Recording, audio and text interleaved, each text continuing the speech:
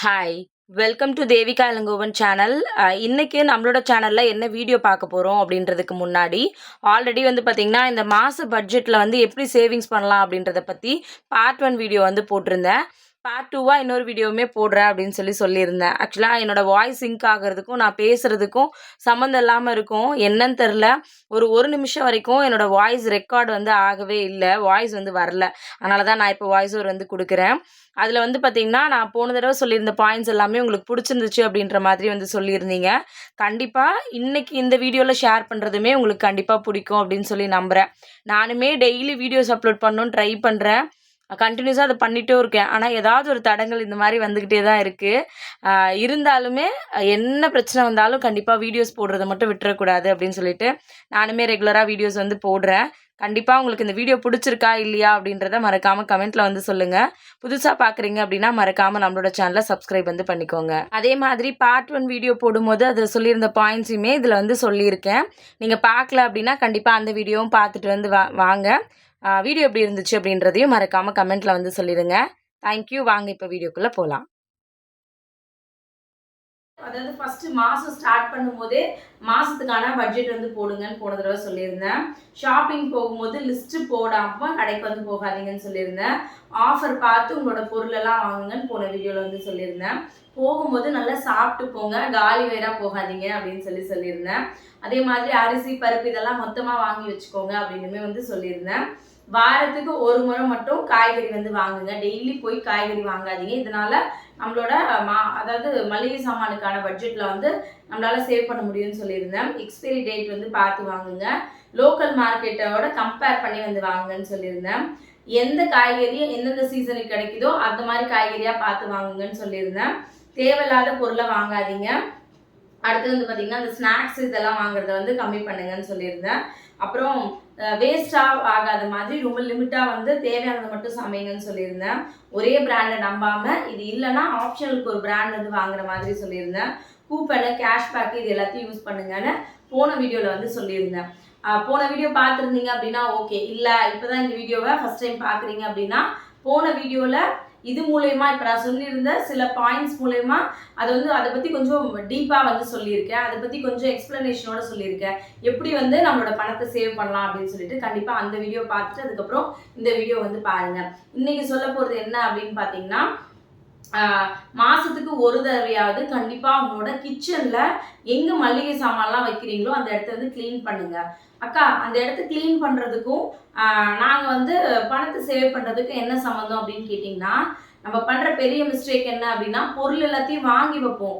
வாங்கி மொத்தமாக கீழேயோ இல்லை மேலேயோ ஸ்டோர் பண்ணி வச்சுருவோம். நான் நிறைய வீடுகளில் பார்த்துருக்கேன்.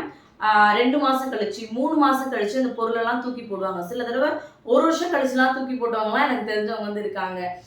அதனால நம்ம மாதத்துக்கு ஒரு தடவை க்ளீன் பண்ணும்போது இவ்வளோ பொருள் நம்மக்கிட்ட இருக்குது, இதை நம்ம யூஸ் பண்ணோம், அடுத்த மாதத்துக்கு இதை வாங்கினா போதுன்றது நமக்கு தெரியும். அதனால் கண்டிப்பாக நீங்கள் யூஸ் பண்ணுற டப்பாலேருந்து மாதத்துக்கு ஒரு தடவையாவது ஃபுல்லாக க்ளீன் பண்ணி இல்லை வாஷ் பண்ணி புதுசாக பொருளை கொட்டி வைங்க. அப்போ தான் எந்தெந்த பொருள் இருக்குதுன்னு நமக்கு தெரியும். அப்போது அது மூலயமா அடுத்த மாதம் வாங்க வேண்டிய பொருள்லேருந்து நம்மளால் கண்டிப்பாக பணத்தை மிச்சப்படுத்த முடியும். அடுத்தது பார்த்திங்கன்னா, இப்போ நம்ம திங்ஸ் எல்லாமே வாங்கி வைப்போம். இப்போ என்ன சொல்கிறது, நீங்கள் ஃப்ரிட்ஜ்லேயே வெஜிடபிள்ஸ் வாங்கி வைக்கிறீங்க அப்படின்னா முதல்ல முன்னாடி வாங்கியிருப்பீங்கள்ல. இப்போ நான் பச்சை மிளகா பார்த்திங்கன்னா வாங்கியிருக்கேன், வீட்டில் தெரியாமல் அவர் வாங்கிட்டு வந்துட்டார் அப்படின்னா முதல்ல வாங்கிட்டு வந்த பச்சை மிளகாவை ஃபஸ்ட்டு யூஸ் பண்ணுங்கள். அது காலியானதுக்கப்புறம் செகண்டாக யூஸ் பண்ணலாம். ஏன்னா நானே அந்த சில டைமில் அந்த மிஸ்டேக் பண்ணுவேன். இது முன்னாடி வாங்கினது இது வேண்டாம், ஃபஸ்ட்டு இது வாங்கினது இது யூஸ் பண்ணலாம்னு சொல்லிட்டு ரெண்டாவது வாங்கினது யூஸ் பண்ணுவேன். அதுக்குள்ளே அது பார்த்திங்கன்னா கெட்டே போயிடும். அதனால் அந்த மாதிரி மிஸ்டேக் பண்ணாதீங்க. கண்டிப்பாக இது மூலயமா உங்களோட பணத்தை உங்களால் சேமிக்க முடியும். அடுத்து பார்த்திங்கன்னா உங்களோட வீட்டு ஃப்ரிட்ஜை பார்த்திங்கன்னா கண்டிப்பாக அது ப்ராப்பராக இருக்கான்னு கண்டிப்பாக செக் பண்ணுங்கள். அது செக் பண்ணால் எப்படி நம்ம பணத்தை சேமிக்க முடியும் அப்படின்னு கேட்டிங்கன்னா, நம்மளோட ஃப்ரிட்ஜில் நம்ம எல்லா திங்ஸையும் அதுக்குள்ளே தான் வைக்கிறோம். மாவுலேருந்து அதுக்கப்புறம் பார்த்திங்கன்னா சட்னிலேருந்து குழம்புலேருந்து எல்லாமே வைக்கிறோம். ஒன்று சீக்கிரமாக செய்யணும், பட் எல்லா நாளையும் அப்படியே கரெக்டாக பர்ஃபெக்டாலாம் பண்ண முடியுமான்னு கேட்டிங்கன்னா கிடையாது. அடுத்த நாள் கொஞ்சம் மீந்துச்சுன்னா அதுக்கு அடுத்த நாள் யூஸ் பண்ணுறதுல ஒன்றும் தப்பு கிடையாது. அந்த ஃப்ரிட்ஜை பார்த்திங்கன்னா அது கரெக்டான டெம்பரேச்சரில் இருக்கா, ஃப்ரிட்ஜ் ஓடுதா, ஃப்ரிட்ஜ் நீட்டாக இருக்கா அப்படின்னு அப்பப்போ அந்த ஃப்ரிட்ஜை க்ளீன் பண்ணி வச்சோன்னா அது என்ன கண்டிஷனில் இருக்குதுன்னு நமக்கு தெரியும். இப்போ நீங்கள் இப்போ நான்லாம் சில டைம் பண்ணுவேன், சாதம் செய்வேன், குழம்பு வந்து கொஞ்சம் வைப்பேன், நைட்டு வந்து மீந்துடும். அந்த குழம்பு தூக்கி அப்படியே வந்து வச்சுருவேன். காலைல இட்லி தோசைக்கு யூஸ் பண்ணிக்கலாம்னு சொல்லிட்டு. நீங்கள் அந்த மாதிரி சாதமோ குழம்போ வைக்கிறீங்க, ஃப்ரிட்ஜ் வந்து நல்ல கண்டிஷனில் இல்லை அப்படின்னா சில தடவை ஃப்ரிட்ஜை வந்து க்ளீன் பண்ணாமல் வைக்கும்போது அதில் இருக்க பேட் ஸ்மெல் வந்து பார்த்திங்கன்னா இந்த சாதத்துலேயும் இந்த குழம்புலேயும் அடிக்கும். அப்போ அது யூஸ் பண்ண முடியாது, தூக்கி நம்ம கீழே தான் வந்து கொட்டுவோம். அதனால நம்மளோட ஃபுட்டு வேஸ்ட் ஆகுது. அப்போ அது மூலயமா வந்து பார்த்திங்கன்னா இப்போது 5 கிலோ அரிசி வாங்குறீங்க அப்படின்னா 2 நாள் இப்படி கொட்டினீங்க அப்படின்னா அடுத்த மாதமும் 5 கிலோ தான் வாங்க வேண்டியதாக இருக்கும். இப்போது எக்ஸாம்பிளுக்கு 5 கிலோ சொல்கிறேன். நம்ம ப்ராப்பராக கரெக்டாக யூஸ் பண்ணோம் அப்படின்னா அது வந்து பார்த்திங்கன்னா அடுத்த மாதத்துக்கு இன்னும் கொஞ்சம் கம்மியாக வாங்கலாம். அது மூலயமா நம்ம பணம் வந்து கண்டிப்பாக சேவ் ஆகும். அப்போ ஃப்ரிட்ஜ் வந்து நமக்கு நல்ல கண்டிஷனில் இருக்கா, அதை அடிக்கடி க்ளீன் பண்ணி சுத்தமாக வந்து வைங்க. அப்போ அது வந்து தேவையில்லாத பேட் ஸ்மெல் வராது, நம்ம வைக்கிற பொருள் கெட்டு போகாது. ஃப்ரிட்ஜு நல்ல கண்டிஷனில் இருந்துச்சுன்னா நம்ம அடுத்த நாள் யூஸ் பண்ணிக்கிறதுக்கு அது ரொம்ப ஹெல்ப்ஃபுல்லாக வந்திருக்கும். நம்ம பண்ணுற சின்ன சின்ன விஷயங்கள் மூலமாக கூட பணத்தை வந்து கண்டிப்பாக சேவ் பண்ணலாம். அதனால் நம்மளோட ஃபுட்டு வேஸ்ட் ஆகக்கூடாது அப்படின்னா நம்ம வைக்கிறது மோஸ்ட்லி வந்து பார்த்திங்கன்னா ஃப்ரிட்ஜில். அதனால் அந்த ஃப்ரிட்ஜ் வந்து நல்ல கண்டிஷனில் இருக்கா அப்படின்னு சொல்லிட்டு அடிக்கடி க்ளீன் பண்ணி வந்து வைங்க. அதே மாதிரி டெய்லி நம்ம வந்து சமைக்கிறோம், பட் வந்து பார்த்திங்கன்னா என்ன செஞ்சாலும் ஏதாவது மீந்து போயிடுது அப்படின்னு யோசிச்சிங்கன்னா மீல் பிளான் ஒன்று வந்து ரெடி பண்ணுங்கள். இப்போ திங்கக்கிழமை காலையில் வந்து இட்லி செய்ய போகிறேன், செவ்வாய்க்கிழமைனா சப்பாத்தி போட போகிறேன், புதன்கிழமை பூரி, வியாழக்கிழமை வந்து பார்த்திங்கன்னா பொங்கல் செய்ய போகிறேன், வெள்ளிக்கிழமை உப்புமா செய்ய போகிறேன், சனிக்கிழமை வந்து பார்த்திங்கன்னா தோசை செய்ய போகிறேன், மறுபடியும் சண்டேவா இட்லி கறி குழம்பு செய்ய போகிறேன். இப்படி பிளான் வந்து ஒரு சார்ட்லேயோ இதுலேயோ ஒன்று போட்டு வச்சுக்கோங்க. அப்போது உங்களுக்கு தெரியும் என்னென்ன வெஜிடபிள்ஸ் வாங்கணும், இது இன்னைக்கு சமைக்க போகிறோம் அப்படின்னு உங்களுக்கு வந்து ஒரு பிளான் இருந்துச்சு அப்படின்னா மாதம் போய் கடையில் வாங்குற பொருளோ இல்லை வார காய்கறி வாங்குறதோ வந்து பார்த்திங்கன்னா உங்களுக்கு தேவையில்லாமல் எக்ஸ்ட்ரா காய்கறியோ எக்ஸ்ட்ரா பொருளோ வந்து கண்டிப்பாக வாங்க மாட்டீங்க. அது மூலயமா உங்களோட பணத்தை வந்து கண்டிப்பாக உங்களால் சேவ் வந்து பண்ண முடியும்.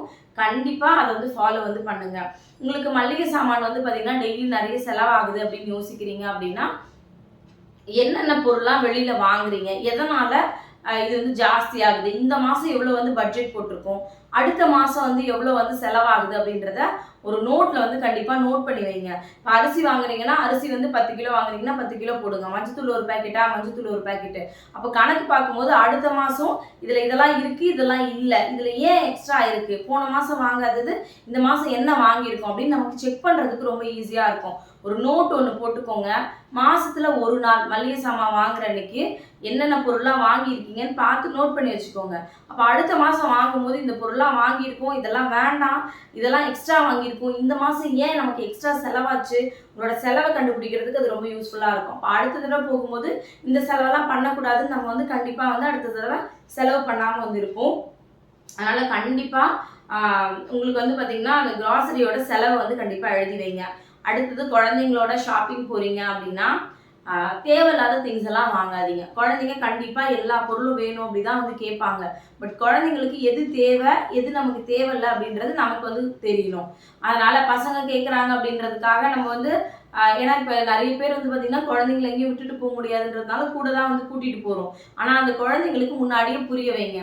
ஏதாவது ஒரு பொருள் அம்மா வேண்டான்னு சொன்னால் இங்கே விலை ஜாஸ்தியாக இருக்குது. நான் ஸ்ரதனுக்கு வந்து அப்படி தான் சொல்லுவேன். ஏதாவது ஒரு இடத்துல பார்த்துட்டு அம்மா எனக்கு இது உடனே வேணுமா அப்படின்னு சொல்லி கேட்பான். நான் ஒரே விஷயம் தான் சொல்லுவேன், தங்கம்மா இங்கே வந்து விலை ஜாஸ்தியாக இருக்குது, நீ ஒரு 2 நாள் வெயிட் பண்ணு இல்லை 3 நாள் வெயிட் பண்ணு, அம்மா வந்து அந்த இடத்துல கம்மியாக இருக்கும், நான் உனக்கு கண்டிப்பாக வாங்கி தரேன் அப்படின்னா சரிம்மான்னு சொல்லுவான். பட் 2 நாள் கழிச்சு திரும்ப என்கிட்ட கேட்பான். ஆனால் அவனுக்கு வாங்கி கொடுக்காம அவனை ஏமாத்தலாம் மாட்டேன். எந்த இடத்துல விலை கம்மியாக இருக்கோ அப்போ வந்து வாங்கி கொடுப்பேன். இல்லை அது தேவையில்லாத பொருள் அப்படின்னா தங்க நம்ம வீட்டில் ஆல்ரெடி இத்தனை பொருள் இருக்குது, அதையே நம்ம வாங்கணும் அப்படின்னா அது யூஸ் இல்லாமல் சும்மா தானே வச்சுருப்பீங்க அப்படின்னு அவனுக்கு சொல்லி கொடுக்கும்போது கண்டிப்பாக அவன் புரிஞ்சுப்பான். அதனால் உங்களோட பசங்களுக்கும் ஷாப்பிங் போகும்போது ஏதாவது வேணும் தேவையில்லாத பொருள் கேட்டாங்க அப்படின்னா கண்டிப்பாக அதை வந்து சொல்லி புரிய வைங்க. அப்போ வந்து பார்த்திங்கன்னா அவங்களால புரிஞ்சுக்க முடியும். நம்ம சொன்னோன்னா நம்ம குழந்தைங்க கேட்காமலாம் வந்து போக மாட்டாங்க. அது மூலயமா நம்மளோட பணத்தை கண்டிப்பாக சேவ் பண்ண முடியும். இப்போது நம்ம ஆன்லைனில் வாங்குறதுக்கும் கடையில் போய் வாங்குறதுக்கும் நிறைய டிஃப்ரென்ஸ் வந்து இருக்குது. இப்போ ஆஃப்லைனில் வந்து பார்த்திங்கன்னா அதை விட சில டைமில் ஆன்லைனில் வந்து பார்த்திங்கன்னா இப்போ புதுசாக ஏதாவது ஒரு ஆப் வருது அப்படின்னா அதில் வந்து இப்போ ஃபஸ்ட்டு ஆப் நீங்கள் ஓப்பன் பண்ணுறீங்க, அந்த ஆப்பில் வந்து பார்த்திங்கன்னா ஃபஸ்ட்டு டெலிவரி நீங்கள் வாங்குகிற எல்லா பொருளும் உங்களுக்கு ஃப்ரீ, இல்லைனா ஷிப்பிங் சார்ஜ் கொரியர் எடுத்துகிட்டு வந்து கொடுக்குற சார்ஜஸ் வந்து கிடையாது. இந்த மாதிரி சில ஆஃபர்லாம் வந்து போடுவாங்க. அது எல்லாத்தையும் தெரிஞ்சு வச்சுக்கோங்க. ஆன்லைனில் ஆஃப்லைனை விட நம்ம போய் நேரில் பார்த்து வாங்குறத விட கம்மியாக இருந்துச்சு அப்படின்னா ஆன்லைனில் வாங்குறது ஒன்றும் தப்பு கிடையாது. நமக்கு தேவை பணத்தை வந்து மிச்சப்படுத்தணும், அவ்வளோதான். அது இதில் கிடைச்சாலும் சரி அதில் கிடைச்சாலும் சரி. அதனால் கண்டிப்பாக ஆன்லைனுக்கும் ஆஃப்லைனுக்கும் இந்த மாதிரி என்னென்ன ஆஃபர் இருக்குது, எவ்வளோ வந்து விலை இருக்குது, இது எல்லாத்தையும் தெரிஞ்சுக்கோங்க. இல்லை சும்மா ஒரு ஆப் ஓப்பன் பண்ணி பார்க்குறீங்க அப்படின்னா, இப்போ வந்து நான் துவரப்பருப்பு இதில் 1 கிலோ இவ்வளோ கொடுத்து வாங்குறேன், ஆன்லைனில் பார்க்கும்போது எவ்வளோன்னு கம்பேர் பண்ணி வந்து பாருங்கள். மேபி இதை விட இதில் கம்மியாக இருந்துச்சுன்னா இதில் ஆர்டர் போட்டுக்கலாம், ஒன்றும் தப்பு கிடையாது. நமக்கு தேவை பணத்தை சேவ் பண்ணணும், அவ்வளோதான். அடுத்தது பார்த்தீங்கன்னா, எப்போவுமே சொல்கிறது தான், சின்ன சின்ன பேக்கெட்டாக வாங்குறத விட பெருசாக வந்து வாங்குங்க, பெரிய பேக்கெட்டாக வாங்குங்க. அதை கண்டிப்பாக ப்ராப்பராக யூஸ் பண்ணுங்கள். ஏன் அப்படின்னா, நம்ம சின்ன பேக்கெட் கோதுமை மாவு 2 கிலோ வாங்குறத விட 5 கிலோ வாங்கும்போது நமக்கு விலை இன்னும் ரொம்ப கம்மியாக வந்து கிடைக்கும். அந்த 5 கிலோ வாங்கி வைக்கிறது முக்கியம் இல்லை, அதை நீங்கள் ப்ராப்பராக யூஸ் பண்ணுறீங்களா அப்படின்றதுல கண்டிப்பாக இருக்குது. நீங்கள் 5 கிலோ வாங்கி வச்சுட்டு அதை சரியாக யூஸ் பண்ணாமல் 4 மாதம் கழித்து தூக்கி போட்டிங்க அப்படின்னா அந்த பணம் நமக்கு தான் நஷ்டம்.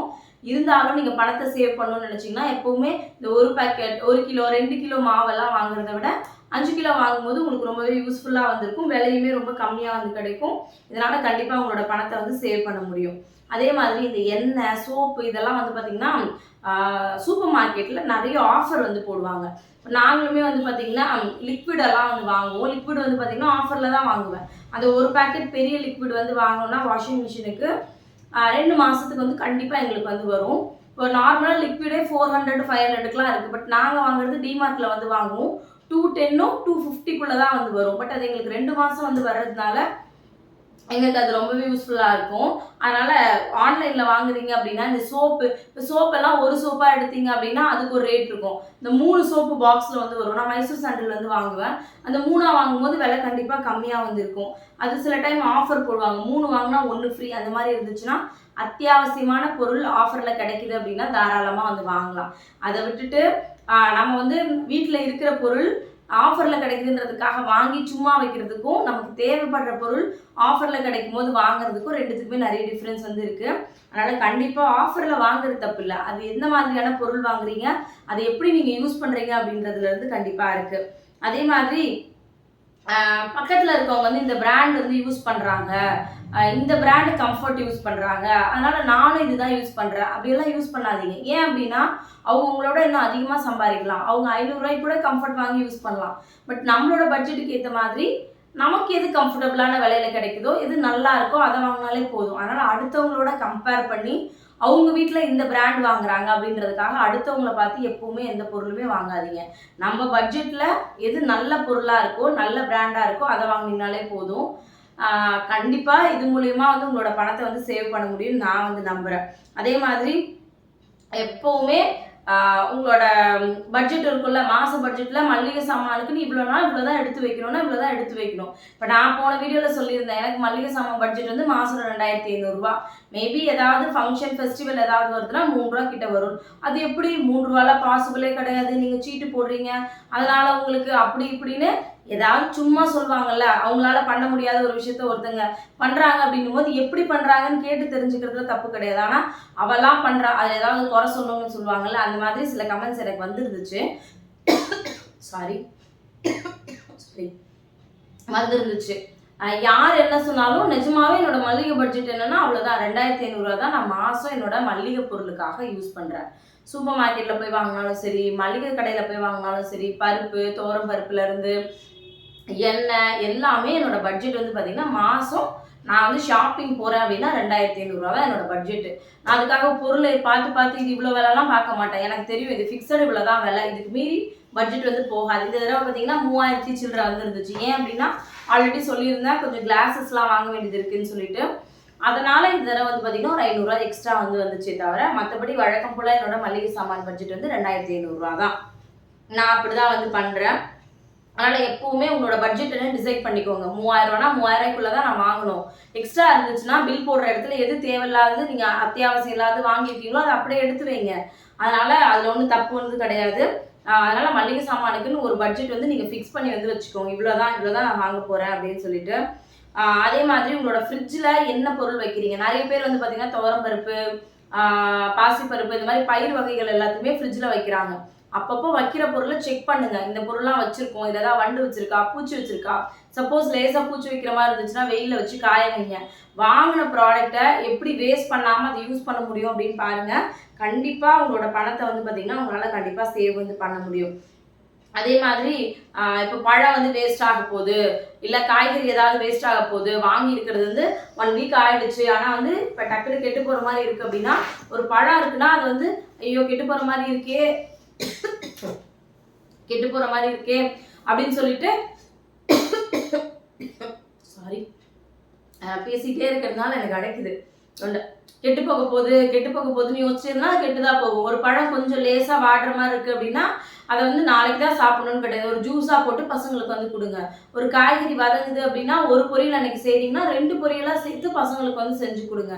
அது பொருள் வீணாகி அதை தூக்கி குப்பையில் போடுறத விட காய்கறியாக சமைச்சு டேஸ்ட்டாக பசங்களுக்கு கொடுக்கறது, நம்ம வீட்டில் இருக்கவங்க சாப்பிட்றது, நமக்கு சாப்பிட்றது ரொம்பவே நல்லது. அதனால் அந்த மாதிரி வந்து ட்ரை பண்ணுங்கள். கண்டிப்பாக நம்மளோட வாங்கின அதாவது பணம் கொடுத்து வாங்கினதுக்கான பிரோஜனம் வந்து கண்டிப்பாக வந்து இருக்கும். அதே மாதிரி முன்னாடியே சொன்னதான், மாச கடைசியில் இவ்வளோ வந்து செலவாயிருக்கு, அடுத்த மாதம் என்ன செலவு பண்ண போகிறோம், இதில் எதெல்லாம் எக்ஸ்ட்ரா செலவு பண்ணியிருக்கோன்றத கண்டிப்பாக மாத கடைசியில், அதாவது அந்த ஒரு நாள் முன்னாடியாவது கண்டிப்பாக செக் பண்ணுங்கள். ஏன் போன மாதம் இவ்வளோ பட்ஜெட் வந்துச்சு, ஏன் இந்த மாதம் இவ்வளோ வச்சிருக்குன்னு நம்ம வந்து யோசிக்கணும். நம்ம அதெல்லாம் பண்ணுவோமான்னு கேட்டிங்கன்னா கிடையாது. ஏன் அப்படின்னா நேராக போவோம், இருக்கிற பொருள்லாம் பார்த்து சூப்பர் மார்க்கெட்லேருந்து வாங்கி டப்பாவில் போடுவோம். 5000 வந்தாலும் 6000 வந்தாலும் ஹஸ்பண்ட் கொடுக்க போகிறாரு, வாங்கிட்டு வந்து வீட்டுக்கு தானே செலவு பண்ணுறாங்க அப்படின்னு நம்ம ஈஸியாக வந்து விட்டுருவோம். பட் நம்ம கண்ணுக்கு தெரியாமல் நிறைய செலவு, தேவையில்லாத விஷயங்கள்லாம் நம்ம வாங்கி சேர்த்துக்கிட்டே தான் வந்து இருப்போம். கண்டிப்பாக மாதம் இது ஒரு வேலையாக வச்சு பண்ணுங்கள். இது நம்மளோட வேலை, நம்ம வீட்டுக்காரர் சம்பாதிக்கிறாரு, நம்ம சம்பாதிக்கிறோம், இது நம்மளோட பணம் அப்படின்னு நினச்சா மட்டும்தான் இதை வந்து சேமிக்க வந்து முடியும். இதை கண்டிப்பாக பண்ணி பாருங்கள். உங்களோட மளிகை சாமான் பட்ஜெட் வந்து ரொம்ப குறையும், அதுலேருந்து உங்களால் சேவிங்ஸ் வந்து எடுக்க முடியும். அதே மாதிரி எப்போவுமே சேமிக்கிறதுக்கான பழக்கத்தை வந்து வச்சுக்கோங்க. நான் முன்னாடியே சொல்லியிருந்தவங்க கிட்ட, நான் எப்போவுமே 3000 எடுத்துகிட்டு போகிறேன் அப்படின்னா 2500 2700 வருதுன்னா அந்த 300 கொண்டு வந்து நான் சேவிங்ஸில் வந்து கண்டிப்பாக போட்டுருவேன். பட்ஜெட் செலவு வந்து பார்த்திங்கன்னா மாதம் 3 அப்படின்றது என்னோட மைண்டில் வந்து இருக்கும். ஆனால் செலவாகிறது 2500. சில டைம் 2500 தான் ஆகுதுன்னா அந்த 500 கொண்டு வந்து அப்படியே நான் சேவிங்ஸில் போடுவேன். அந்த மாதிரி உங்களோட மல்லிகை பட்ஜெட் எவ்வளோ வச்சுருக்கீங்களோ, 5000 வச்சுருக்கீங்களா, 5000 நீங்கள் எடுத்துகிட்டு போகலாம். ஆனால் 4500 தான் தேவையான பொருளை வாங்கணும். மீதி 500 இது எனக்கு சேவிங்ஸ்ன்னு முன்னாடியே நீங்கள் பிளான் பண்ணி வச்சுட்டு தான் கடைக்கே போகணும். ஏற்கான அப்போ போகும்போது 4500 எடுத்துகிட்டு போகலாம்ல அப்படின்னு கேட்டிங்கன்னா, நீங்கள் அங்கே அந்த பணத்தை கையில் எடுத்துகிட்டு போயிட்டு அங்கே ஒரு பொருளை பார்த்து வாங்காமல் வந்தீங்க அப்படின்னாலே கண்டிப்பாக நீங்கள் பணத்தை வந்து சேமிக்க ஆரம்பிச்சிட்டீங்க அப்படின்னு வந்து அர்த்தம். உங்களுக்கே ஒரு ஹாப்பியாக இருக்கும். நான் அங்கே அவ்வளோ பொருள் இருந்துச்சு, ஆனால் எனக்கு தேவையானது என்னமோ அதை தான் வாங்கிட்டு வந்தேன், அதுலேருந்து என்னால் ஒரு 500 மிச்சம் பண்ண முடிஞ்சுது அப்படின்னா அது இன்னும் நம்ம கூடுதல் ஹாப்பினஸ் வந்து கொடுக்கும். அப்படி நீங்கள் பணத்தை கொண்டு வந்து சேவ் பண்ணி வைக்கும்போது உங்களுக்கு சேமிக்கணுன்ற எண்ணம் வரும். இப்போ நம்ம மளிகை கடைக்கு போனோம், இது ஒரு 500 சேவ் பண்ணோம், நாளைக்கு காய்கறி வாங்க போகிறோம், இதுலேருந்து ஒரு 200 சேவ் பண்ணணுன்ற எண்ணம் வந்து உங்களுக்கு வரும். அதனால் நம்ம முன்னாடியே எடுத்து வைக்கிறத தாண்டி நம்ம கையில் பணமே இருந்தால் கூட என்ன பொருள் தேவையோ நான் அதை தான் வந்து வாங்குவேன். நான் இவ்வளோதான் பட்ஜெட் போட்டிருக்கேன்னா அந்த பட்ஜெட்டுக்குள்ளே தான் என்னோட பொருள் இருக்கும் அப்படின்றது, கையில் பணமே இருந்தால் கூட நான் எக்ஸ்ட்ரா செலவு பண்ண மாட்டேன் அப்படின்ற கான்ஃபிடென்ட் உங்களுக்கு இருந்துச்சு அப்படின்னா தாராளமாக வந்து பார்த்திங்கன்னா நீங்கள் உங்களோட லைஃப்பில் நிறைய சேவிங்ஸ் வந்து பண்ணுவீங்க. நான் என்னோட லைஃப்பில் இந்த மாதிரி சின்ன சின்ன விஷயங்கள் எல்லாமே ஃபாலோ பண்ணுறேன். கண்டிப்பாக இந்த வீடியோ உங்களுக்கு ஏதோ ஒரு விதத்தில் யூஸ்ஃபுல்லாக இருந்திருக்கும் அப்படின்னு சொல்லி நம்புகிறேன். யூஸ்ஃபுல்லாக இருந்துச்சா இல்லையா அப்படின்றத மறக்காமல் கமெண்ட்டில் வந்து சொல்லுங்கள். கண்டிப்பாக அடுத்த வீடியோவில் நான் டிமார்ட்லேருந்து என்ன திங்ஸ் எல்லாம் வாங்கியிருக்கேன் அப்படின்றத உங்ககிட்ட நான் வந்து ஷேர் பண்ணிக்கிறேன். Thank you so much. வீடியோ யாராவது புதுசாக பார்க்குறீங்க அப்படின்னா மறக்காமல் சப்ஸ்கிரைப் பண்ணிக்கோங்க. உங்களுக்கு பிடிச்சவங்களுக்கு இந்த வீடியோ யூஸ்ஃபுல்லாக இருக்கும் அப்படின்னு நினச்சிங்கன்னா ஷேர் பண்ணுங்கள். தேங்க்யூ ஸோ மச் ஃபார் டே. நாளைக்கு இன்னொரு வீடியோவில் பார்க்கலாம். தேங்க்யூ.